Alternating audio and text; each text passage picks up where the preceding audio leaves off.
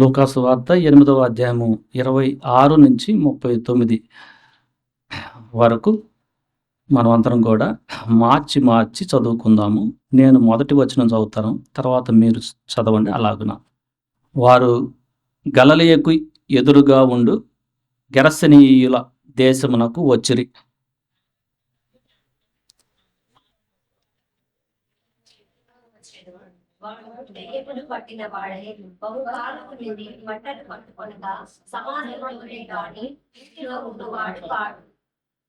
వాడు యేసును చూచి కేకలు వేసి ఆయన ఎదుట సాగిలపడి, యేసు, సర్వోన్నతుడు దేవుని కుమారుడా, నాతో నీకేమి?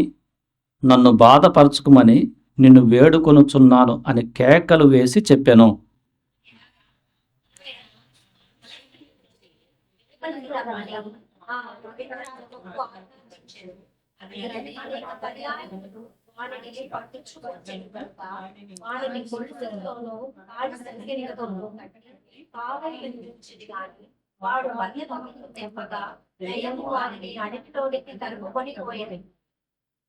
యేసు నీ పేరేమని వాణ్ణి అడుగగా, చాలా దెయ్యములు వానిలో చొచ్చి ఉండెను గనుక వాడు తన పేరు సేన అని చెప్పి పాతాళంలోనికి పోవుటకు తమకు ఆజ్ఞాపింపవద్దని ఆయనను వేడుకొనెను.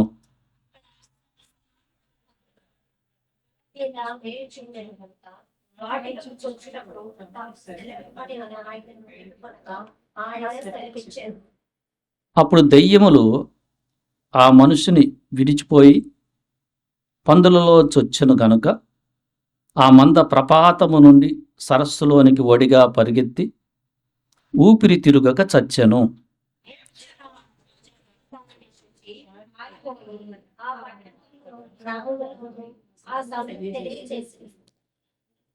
జనులు జరిగిన దాన్ని చూడవెళ్ళి యేసునంతకు వచ్చి, దయ్యములు వదిలిపోయిన మనుష్యుడు బట్టలు కట్టుకొని స్వస్థ చిత్తుడై యేసు పాదముల యొద్ద కూర్చునుట చూచి భయపడిరి.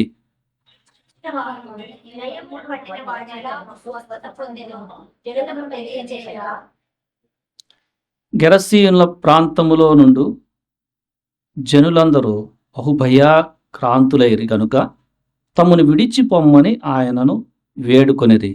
ఆయన దోవని ఎక్కి తిరిగి వెళ్ళుచుండగా దెయ్యములు వదిలిపోయిన మనుష్యుడు ఆయనతో కూడా తన్ను ఉండనిమ్మని ఆయనను వేడుకొనెను.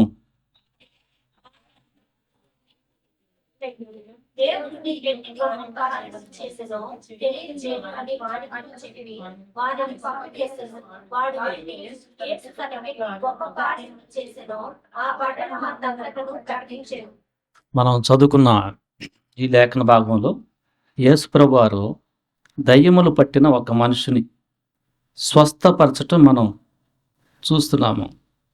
మొదటి వచనం మనం చూస్తే, గెరసీనీయుల దేశంకు ఆయన శిష్యులతో వచ్చారు. ఆయన ఒడ్డున దిగినప్పుడు యేసుప్రభు వారు శిష్యులతో పడవ మీద ఉండి గెరసీనుల ప్రాంతం ఒడ్డుకి దిగినప్పుడు ఆ ఊర్లో దయ్యములు పట్టిన వాడై బహుకాలము నుండి బట్టలు కట్టుకొనక సమాధుల్లోనే కానీ ఇంటిలో ఉండువాడు కాదు. ఆ ఊర్లో యేసుప్రభు వారు ప్రవేశించినప్పుడు యేసుప్రభు వారు పడవ దిగంగానే ఒక మనుష్యుడు దయ్యమును పట్టి మానసిక ఆరోగ్యం లేకుండా, బట్టలు కూడా కట్టుకోకుండా, అంటే టోటల్గా తను దెయ్యముల యొక్క ఆధీనంలో ఉన్నాడు. తనేం చేస్తున్నాడో కూడా తనకు తెలియదు. అంటే ఆ పరిస్థితి మనం ఆలోచన చేస్తే మనసులో అసలు నెమ్మది లేదు. సమాధుల్లోనే జీవించేవాడంట. జనరల్గా మనం మానసిక ఆరోగ్యం మనకు బాగా ఉంటే మనం నెమ్మదిగా ఇంట్లో ఉంటాం. ఆయనకి అట్లా కాదు. ఇంట్లో ఉండకుండా ఆయన సమాధుల్లోనే నివసించేవాడు. అయితే తన జీవితంలో జరిగింది ఏంటంటే, ఒక రోజు వచ్చింది. ఆ రోజు వస్తుందని ఆయనకి తెలియదు, ఆ దయ్యం పట్టిన వానికి తెలియదు. యేసుప్రభువారు ఆ ఊరికి వచ్చినప్పుడు అనుకోకుండా ఆ దయ్యం పట్టినవాడు యేసుప్రభువారికి ఎదురయ్యాడు. చాలా కృప అది. ఆయన ఏం తెలీదు అసలు. మానసికంగా టోటల్‌గా సైకలాజికల్ ప్రాబ్లమ్. ఎందుకంటే రీజన్ ఏందంటే దెయ్యాలు తన యొక్క సహజ స్వభావాన్ని ఆధీనంలో పెట్టుకున్నాయి. విపరీతంగా అరుస్తూ ఉంటాడు. మనం జనరల్‌గా మామూలుగా మాట్లాడేది నెమ్మదిగా మాట్లాడతాం. తన పరిస్థితి ఎలా ఉందంటే విపరీతంగా అరుస్తూ, తన్ను తను గాయపరుచుకుంటూ అలా ఉండే పరిస్థితి. ఇంట్లో ఉండడు. బట్టలు లేవు. ఆ పరిస్థితిలో ప్రభువుని దర్శించాడు. అది కూడా తెలియకుండానే. తెలిసి కూడా కాదు. అది టోటల్‌గా దేవుని కృప. అక్కడ ఆ ఊరాళ్ళు తన గురించి వివరించినప్పుడు 29వ వచనంలో వాడిని గొలుసులతో కాళ్ళకు సంకెళ్ళేసి కడితే గాని జాగ్రత్తగా ఉంటాడని అనుకున్నా వాటిని కూడా తెంపి దెయ్యములు వాడిని అడవిలోకి తీసుకెళ్తా ఉంటుంది. ఆయన పరిస్థితి అది. ఆ ఊరు వాళ్ళు కూడా కొంత ప్రయత్నం చేశారు బాగానే. చెప్పుంటారు, చాలాసార్లు చెప్పుంటారు. అంటే ఏంటి అరవటం ఏంది అంటే మళ్ళీ కొంతమంది టెన్షన్ పుట్టినప్పుడు చాలా ఏది చెప్తున్నా నా చెప్పొద్దు అంటుంటారు చూడు. ఎట్లా అలా మానసిక ఆరోగ్యం ఆయనకి. ఈయన ఎప్పుడు సమాధుల్లో ఉంటాడని, ఇంట్లోనే జాగ్రత్తగా ఉంటాడని కొంత ప్రయత్నం వాళ్ళు చేశారు. సంఖ్యలన్నా వేస్తే నెమ్మదిగా ఉంటాడని అట్లా కూడా తెంచుకొని, అంటే ఆ లోపల ఉన్న దెయ్యాలు ఎట్లా పడితే అట్లా బిహేవియర్ చేస్తుంటే మళ్ళీ అడవిలో పోయేవాడు, సమాధుల్లో తిరిగేవాడు. అది ఆయన యొక్క పరిస్థితి. అది యేసుప్రభు వారు వచ్చినప్పుడు ఇక్కడ మనం చూసిన మాటలో నీ పేరేంటి 30వ వచనం అని ఆ దయ్యం పట్టిన వారిని అడిగితే లోపల దెయ్యాలు మాట్లాడుతున్నాయి. అంటే టోటల్గా తను ఏంటంటే తన ఆధీనంలో అసలు లేడు. ఏం చెప్తున్నాయి? తన పేరు సేన అని చెప్పి పాతాళంలోకి పోవుటకు నాకు ఆజ్ఞ అప్పుడే ఇవ్వద్దు అని దెయ్యాలు వేడుకున్నాయి. సేన అంటే చాలామంది అని, అంటే ఒక దెయ్యం కాదు. కొంతమందికి మనకి మానసికంగా ఈ లోకంలో మనల్ని ఆధీనం చేసుకునే చాలా డిఫరెంట్ పరిస్థితులు ఉంటాయి. అందుకని మనిషి సహజ సిద్ధంగా ఈ లోకంలో పడిపోయి ఈ లోకంలో ఉన్న వాటి వలన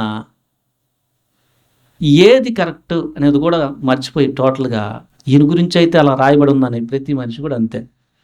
ఇక్కడ ఉన్నవే మనకి ఏది మేలు అని కనుక్కునే దాంట్లో కొంతమంది చాలా తడబడుతుంటాం మనం. చాలా కొంతమంది ఎప్పుడు తనవే, కొంతమంది పరిశుద్ధమైన మార్గంలోకి వస్తానికి చాలా భయపడుతుంటారు. చాలా అరే ప్రభువు దగ్గరికి రా అంటే, ఆయన దగ్గరికి వస్తే అబద్ధాలు చెప్పకూడదు అంటగా అంటారు. దాని మీనింగ్ ఏంటి? వాళ్ళకి మానసిక పరిస్థితి సరిగా లేదు అసలు. అబద్ధాలు చెప్తే తప్పని మళ్ళా తెలుస్తున్న దాంట్లోనే ఉండాలని చాలా ఇష్టపడుతుంటారు. మనం ఈయన గురించి చాలా దెయ్యాలు పట్టడంటే విపరీతంగా ఆయన గురించి ఆలోచిస్తూ కొన్నిసార్లు మన గురించి మనం అదే పరిస్థితిలో ఉన్నాం అనేది గ్రహం మనకు ఉండదు అసలు. ఎందుకంటే వాడికంటే కొంచెం బాగున్నానుగా అనే మనస్తత్వం మంది జనరల్. అరే తాగుడు మానే అంటే చాలామంది ప్రభులోకి రా అంటే మొత్తం మార్చుకొని వచ్చేస్తానంటాడు ఒకడు. కానీ నేను చూస్తున్నాను మళ్ళీ అక్కడికే పోతాడు. ఇతనైతే సమాధుల దగ్గరికి పోతున్నాడు. మనకేదో ఈ చిత్రం చూస్తే అరే సమాధులు పోతున్నాడు ఏదో అనిపిస్తుంది. కానీ ఈ లోకంలో చాలామంది అది తాగువాక లివర్ పడిపోతాయి అంటే అట్లానే అలా అంటాడు. మళ్ళా పోతాడు. ప్రభు దగ్గరికి రా అంటే నేను మార్చుకుని వస్తా అంటాడు. సో అలాగున రక్షణ పొందక మునుపు మన పరిస్థితి కూడా అది. ప్రతి ఒక్కరిదే, ప్రతి ఒక్కరిదే. మోసం చేయటం. మనం మోసం చేస్తే మనకు ప్రమాదం అని అసలు తెలియదు. మనం ఏమనుకుంటున్నామంటే దేవుని యొక్క చిత్తాన్ని ఎరుక్కుండా మోసం చేస్తే మనం ఏదో డబ్బులు సంపాదిస్తున్నాం అనుకుంటాం మనం. అది మన సోల్ని, మన ఆత్మని నాశనం చేస్తుందని మనకు తెలియదు. అంటే మనం ఏ పరిస్థితిలో ఉన్నాం? ఇదే పరిస్థితి. మానసిక ప్రాబ్లం. సో రక్షణ పొందక మునుపు మన పరిస్థితి కూడా అంతే. సో మన జీవితంలో జరిగింది ఏంటంటే, ఈయన ఎట్లయితే యేసుప్రభు వారు వచ్చినప్పుడు ఎదురొచ్చాడో, ఒకరోజు దేవుని యొక్క కృప మనం తాకి యేసుప్రభు వాడు చెప్తున్నాడు, పాతాళంలో పంపొద్దు నన్ను, విస్తారమైన పందులు కొండ మీద, ఇదొక కొండ మీద ప్రాంతం అన్నమాట, మేస్తూ ఉండి కనుక వాటిలోకి వెళ్తామని చెప్తున్నాయి దెయ్యాలు. సరే యేసుప్రభు వారు సెలవిచ్చారు. 33వ వచనంలో, అప్పుడు దెయ్యములు ఆ మనిషిని విడిచిపోయి పందులలోకి చొచ్చిన గనుక ఆ మంద ప్రపాతము నుండి సరస్సులోనికి వడిగా పరిగెత్తి ఊపిరి తిరుగక చచ్చెను. ప్రపాతం అంటే హై ప్లేస్. తెలుగు లాంగ్వేజ్ మనకు అర్థం కాదు. ప్రపాతం అంటే టాప్ ప్లేస్ నుంచి ఒకేసారి కొండ మీద నుంచి దూకేసి కింద సరస్సు ఉంది, దాంట్లో పడి చచ్చినాయి పందులు. అంటే ఈ ఆత్మను పందుల్లోకి వెళ్ళి తిను స్వస్థపరచబడ్డాడు. తన జీవితంలో ఈ ఇన్సిడెంట్ ఒక్కసారి ఆలోచన చేస్తే వాట్ ఏ గ్రేట్ వర్క్. అందుకని చివరిలో ప్రభు చెప్తున్నారు, ప్రభు నీతో కూడా నేను వస్తానంటే, ఈ పర్టికులర్ వ్యక్తి ప్రభు ఏం చెప్తున్నానంటే, నువ్వు నాతో కాదు రావాల్సి, నువ్వు ఇంటికి వెళ్ళి సాక్షిగా ఉంటు. మిగతా శిష్యులు యేసు ప్రభు వారు నాతో రా, మనుషుల్ని పట్టే జార్లుగా చేస్తానని పేతురు, యోహాను, యాకోబు, ఆంద్రియ, బర్తలోమే, ఫిలిప్పీలకు చెప్తే, ఈయనకి పర్టికులర్గా ఏం చెప్తున్నారంటే, నువ్వు నాతో రావటం కాదు, నీ ఇంటికి వెళ్ళి 39వ వచనం, అయితే ఆయన నీవు నీ ఇంటికి తిరిగి వెళ్ళి దేవుడు నీకెట్టి గొప్ప కార్యములు చేశానో తెలియజేయమని వానితో చెప్పి వానిని పంపివేశాను. వాడు వెళ్ళి యేసు తనకెట్టి గొప్ప కార్యములు చేశానో ఆ పట్టణమంతయు ప్రకటించను. What a wonderful. ఆ ఊరి ప్రాంతం వాళ్ళు, మనం 35వ వచనం చూస్తే, జనులు జరిగిన దానిని చూడవెళ్ళి యేసు యొద్దకు వచ్చి, దయ్యములు వదిలిపోయిన ఆ మనుషుడు ఇప్పుడు బట్టలు కట్టుకున్నాడు. అసలు అంతకుముందు అయితే సంకెళ్ళేసి కాళ్ళు చేతులు కట్టేసిన తెంచుకొని వెళ్తున్న వ్యక్తి ప్రభు ఎప్పుడైతే దర్శించాడో నెమ్మది వచ్చేసేసి, అంటే మైండ్ సెట్ అయింది. తనకు అంతకుముందు మానసిక ఆరోగ్యం సరిగా లేదు. ఎందుకంటే తను పొడుచుకుంటూ బట్టలు లేకుండా తిరుగుతూ ఏం తెలియని ఆ వ్యక్తి యేసుప్రభు దర్శించిన తర్వాత, ఆ దయ్యాలు వదిలిపోయిన తర్వాత అతని నుంచి జనులు ఆశ్చర్యపోతున్నారు.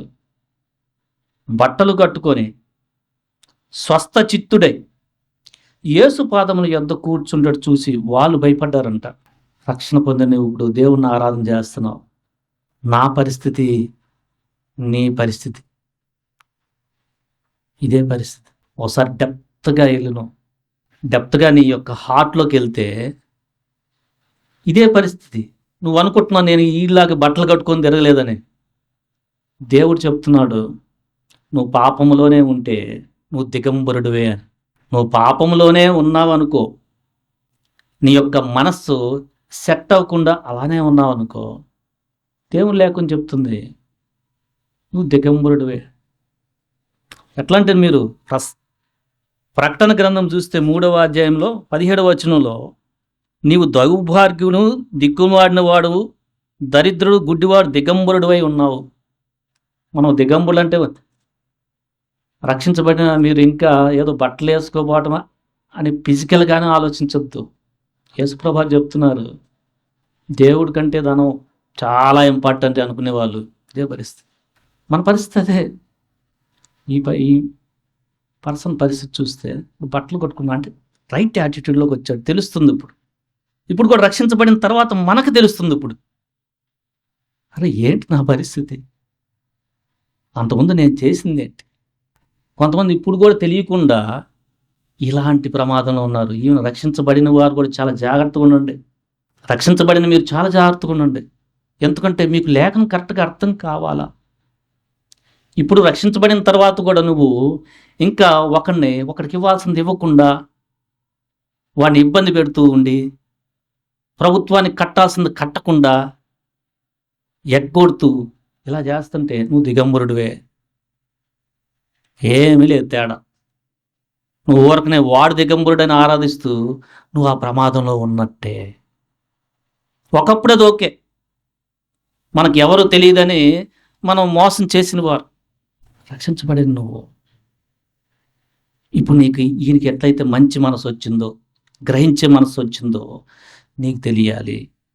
ఈ మనిషిని చూసి చాలా ఆశ్చర్యపడ్డాడు. రక్షణ పొందిన నిన్ను చూసి కూడా నీ పొరుగువారు, నీ ఇంట్లో వారు చాలా ఆశ్చర్యపడతారు.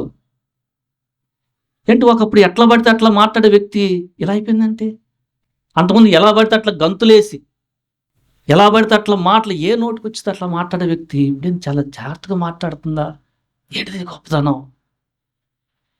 అని నీ పక్కన వాళ్ళు అనుకుంటారు. ఖచ్చితంగా జరుగుతుంది అది. నీ పక్కనాలు నీ గురించి చెప్తూ ఉంటారు. ఈ మనిషి దగ్గరికి అయితే వాళ్ళు వచ్చి చూచి అరే ఏంటిది అద్భుతం అంటున్నారు. నీ జీవితంలో కూడా ఒకప్పుడు తాగుతూ, వ్యభిచారంలో ఉంటూ, జనాలను కొడుతూ, మోసం చేస్తూ, అబద్ధపు మాటలు, పక్కనాలను ఇబ్బంది కలిగించే మాటలు మాట్లాడి నిన్ను ఇట్లా బట్టలు కట్టుకున్నట్టు హార్ట్ మారిన తర్వాత ప్రభు నేను స్వస్థపరిచాక నీ ఆత్మనే నీలో మార్పు చూస్తారు. వాళ్ళు నీలో మార్పు చూసి వాళ్ళు ఆశ్చర్యపడతారు. ఏంటిది, what a great work lord did. So మనమైతే ఈరోజు ఆరాధన చేస్తున్నాం.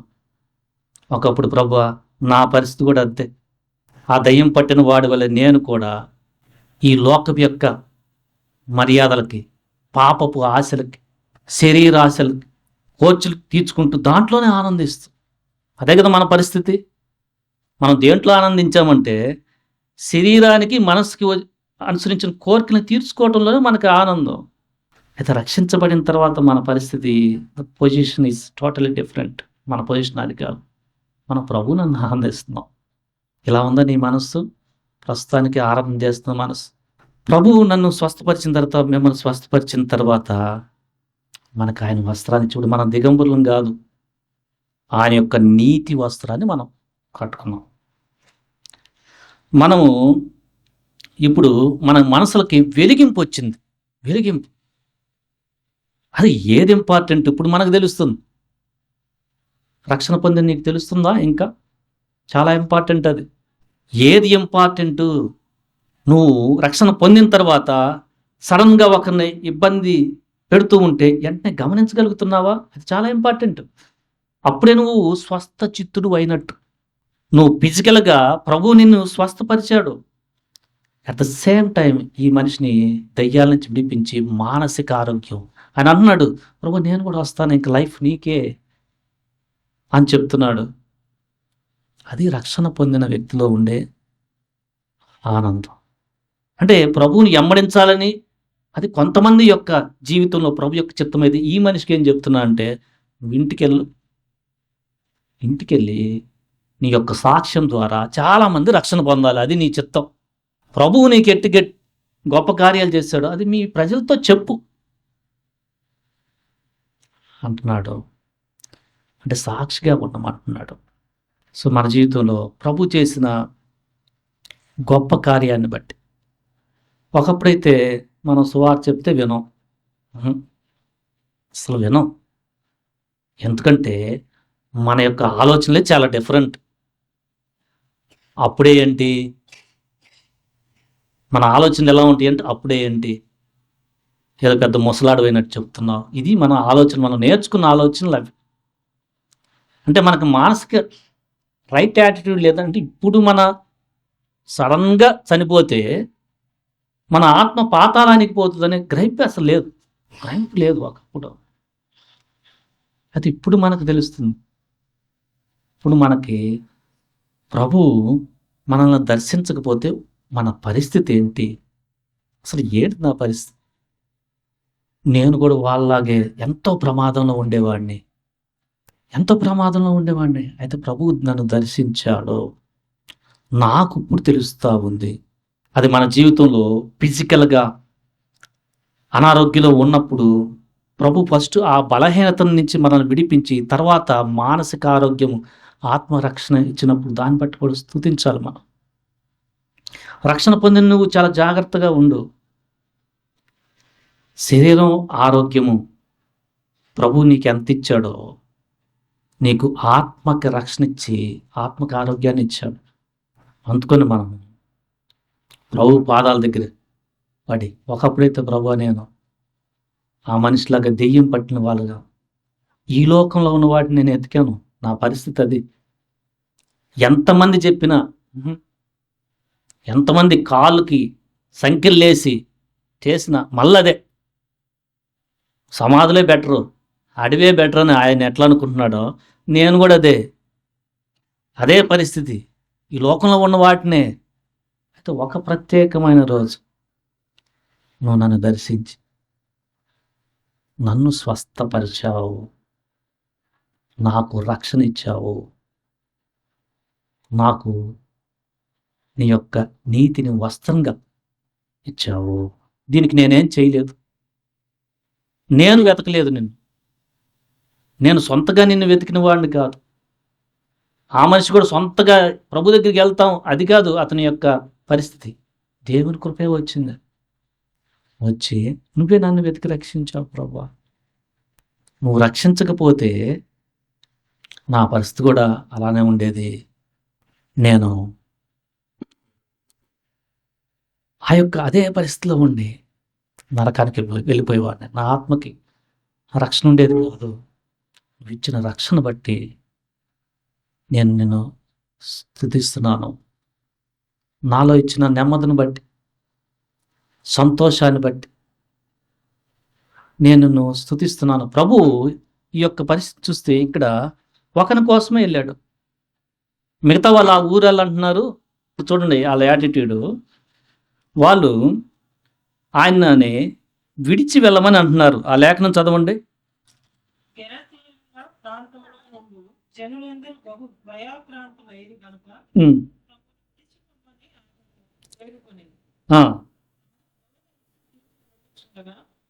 సరిపోతుంది. అక్కడున్న ప్రజలు ఏమనుకుంటున్నారంటే ఇంకా వీళ్ళకి ఇంకా అర్థం కాల. వాళ్ళు భౌతికంగానే చూస్తున్నారు. దయ్యం పట్టిన వాడు స్వస్థపడ్డాడు, వాడు ఆత్మలో కూడా స్వస్థ వచ్చిందని వీళ్ళకి సరిగా అర్థం కావట్లా.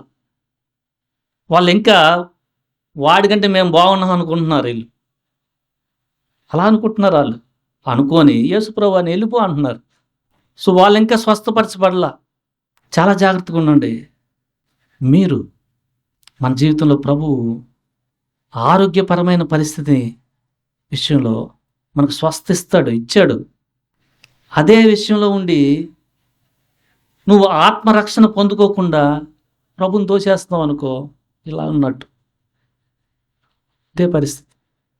కానీ చాలామంది, ఎక్కువ మంది ఈ పరిస్థితిలో ఉంటారు. వీళ్ళకి ఇంకా రక్షణ రాలా. వీళ్ళు ఫిజికల్గా ఆలోచిస్తే ఏమనుకుంటున్నారంటే, అమ్మో ఏంటి పందుల్ని, మా వ్యాపారం లాస్ అయిపోయింది, ఇది వాళ్ళ పరిస్థితి. వీళ్ళు ఎలా ఆలోచిస్తున్నారంటే, అమ్మో పందులు వ్యాపారం చేసుకుంటా ఉంటే మళ్ళీ వచ్చేంటిది, నువ్వు వెళ్ళిపోయా భయం. నేను ఒక్కడికే వచ్చింది ఆ ధన్యత. ఎలాంటి పరిస్థితులు వచ్చిందంటే టోటల్లీ ఆదినంలోనే లేడు ఈయన పరిస్థితి. యేసుప్రభు చెప్పారు,